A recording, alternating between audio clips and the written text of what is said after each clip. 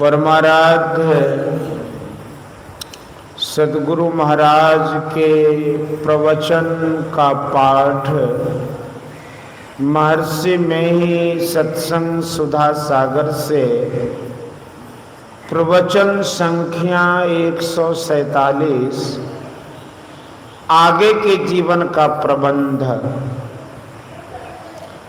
वंदो गुरुपद कंज कृपा सिंधु नर रूप हरि महामोह तम पुंज जासु वचन रवि करनिकै। धर्मानुरागिनी प्यारी जनता, आप लोगों का यह सत्संग भवन है। यहाँ मैं बहुत बार आया हूँ। यहाँ आने पर मुझे बड़ी प्रसन्नता होती है जब आप लोग मुझे यहाँ सत्संग हेतु बुलाते हैं। मैं प्रत्येक वर्ष यहाँ आता हूँ, शायद ही कोई वर्ष छूटा हो। मैं चाहता हूँ कि अपना देश यानी भारत धर्म में मजबूत हो। मुझे विश्वास है कि सत्संग के प्रचार से देश के लोग धर्म में मजबूत होंगे। इसलिए सब लोगों के लिए तथा आप लोगों के लिए सत्संग अत्यंत अपेक्षित है। इस सत्संग का लक्ष्य है कि सारी जनता को भली बना दो। जनता भली बनेगी, जनता भली बनेगी तब जब लोगों का आचरण अच्छा हो। लोगों में यह विश्वास है कि बहुत विद्या पढ़ने से लोग भले बनते हैं, परंतु बहुत विद्या पढ़ने पर भी उनकी विद्या अविद्या बन जाती है। काम क्रोध आदि विकार जब तक उनके मन में हैं तब तक विद्या अविद्या बनी रहती है। जिस विद्या से दुर्गुणों से बचा जाए वही विद्या असली विद्या है। विद्या धर्म की रक्षा के वास्ते है। दुनिया में केवल कमाकर खाने के लिए विद्या नहीं है। अपने देश में साधु संत महात्मा बहुत हुए हैं। आचरण पवित्र होने के कारण ही वे लोग महान हुए हैं। पढ़े लिखे लोग भी अच्छे होते हैं, परंतु आचरण की पवित्रता केवल विद्या पढ़ने से ही नहीं होती है। इस युग का नमूना किसी से छिपा नहीं है। असली विद्या यह है कि साधु संतों के पास जाकर उनके सत्संग से अध्यात्म विद्या को ग्रहण करना। अध्यात्म विद्या में संसार के प्रबंध के साथ साथ ईश्वर भक्ति की मुख्यता रहती है। शरीर में रहते हुए संसार का प्रबंध कैसे किया जाए यह भी शिक्षा मिलती है। केवल वर्तमान शरीर के लिए प्रबंध करो सो नहीं, इसके आगे के जीवन का कोई प्रबंध नहीं किया तो कहां चले जाओगे तुमको मालूम नहीं है। दुख में जाना कोई पसंद नहीं करते। यदि पहले इसका ख्याल नहीं किया कि शरीर छूटने के बाद भी जीवन रहता है जिसे सुखी बनाना है। एक शरीर छूटने के बाद बहुत लंबा जीवन है जीवात्मा का। यह ज्ञान साधु संतों के सत्संग में सिखलाया जाता है। यदि आगे के जीवन का प्रबंध नहीं करते हो तो अपनी बहुत हानि करते हो। आगे का जो लंबा जीवन है उसके शुभ के लिए प्रबंध यह है कि ईश्वर का भजन करो। ईश्वर के भजन से तुमको शरीर छूटने के बाद भी सुख होगा। विद्या बहुत पढ़ोगे लेकिन ईश्वर का भजन नहीं करोगे तो उतना लाभ नहीं होगा। संसार में अपने आचरण को संभाल कर चलो।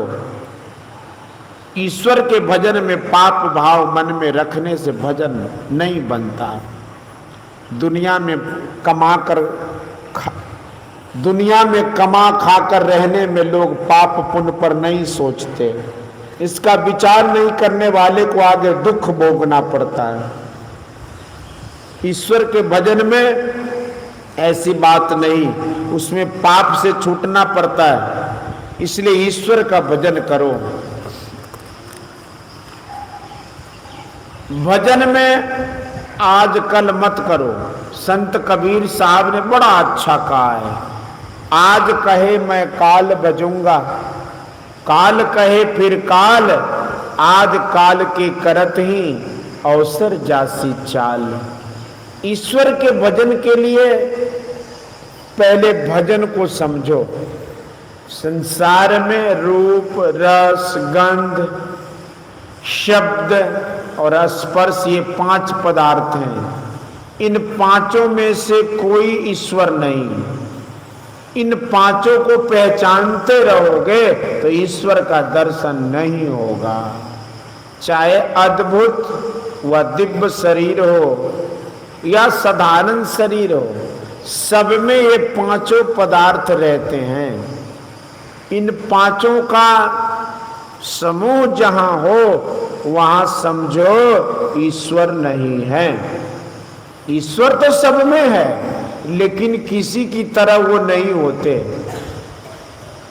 5 विषयों को पहचानने के लिए 5 ज्ञानेंद्रियां, इंद्रियों से जो तुम जानते हो वो ईश्वर नहीं है। ज्ञानेंद्रियों और कर्मेंद्रियों के अलावा मन, बुद्धि, चित्त, अहंकार, ये 4 अंतःकरण हैं। इन सबों से युक्त जो कुछ तुम देखते हो वह ईश्वर नहीं है। इन सबों के अतिरिक्त तुम अपने स्वयं हो। शरीर में तुम रहते हो, शरीर में रहते हुए तुम इससे विलक्षण हो। शरीर के साथ वाले ज्ञान को छोड़कर अपने आप में जो ज्ञान हो उसी ज्ञान में तुम ईश्वर को पहचानोगे। इस बातों को ठीक से याद रखो। तुम्हारा निजी ज्ञान क्या है? शरीर इंद्रियों से छूटकर निजी ज्ञान में जो पहचानोगे वही ईश्वर है। ऐसा भजन करो कि ईश्वर को पहचान सको। इंद्रियों के ज्ञान से अपने को हटा लो। ऐसा करने से ईश्वर की ओर जाओगे। इसके लिए बाहर जाने की जरूरत नहीं, अपने अंदर जाना होगा। बाहर जाना छोड़ दो। जो अपने को अपने में समेटता है वह ईश्वर की ओर जाता है। अपने को अपने अंदर समेटो, इसी के लिए सत्संग है। बाहरी चीजें जो कुछ ईश्वर को चढ़ाते हैं उनमें अपना भाव रखते हैं। ईश्वर दर्शन करो, सारा दुख भाग जाएगा। जैसे आग के नजदीक जाने से जाड़ा भाग जाता है, इसलिए ईश्वर का भजन करो। चाहे तुम पढ़े हो या अनपढ़, अपने को पाप से बचाओ। ईश्वर का भजन करके मनुष्य देह को सफल करो।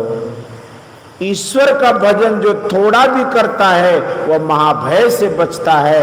महाभय यह कि मनुष्य शरीर के अलावा दूसरी योनि में जाना। जो अपने को पापों से बचाता हुआ संसार में रहता है वो अपने को भला बनाकर रहता है।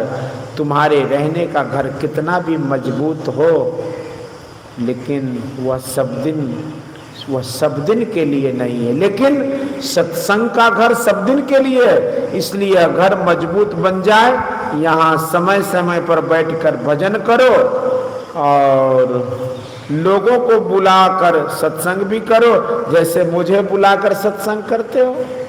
बोलिए श्री सद्गुरु महाराज की जय। यह प्रवचन भागलपुर नगर के सिकंदरपुर मोहल्ला में दिनांक 2/1/1960 ईस्वी को अपराह्न कालीन सत्संग में हुआ था।